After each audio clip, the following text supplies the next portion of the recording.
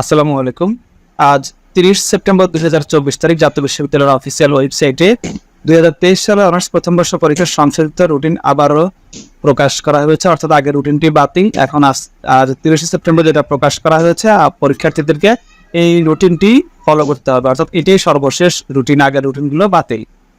তো এই রুটিন অনুসারে সবকিছু মোটামুটি একই রকম থাকবে। 2-3টা ডেট পরিবর্তন হয়েছে। পরীক্ষা দুপুর 1টা থেকে শুরু হবে 21 অক্টোবর 2024 তারিখ সোমবার। এরপরে 24, 28 অক্টোবর, এরপরে 3 নভেম্বর, 6, 12, 17, 19, 21, 24, 26, 28 নভেম্বর, 1, 3, 8, 10, 17 ডিসেম্বর পরীক্ষা শেষ হবে।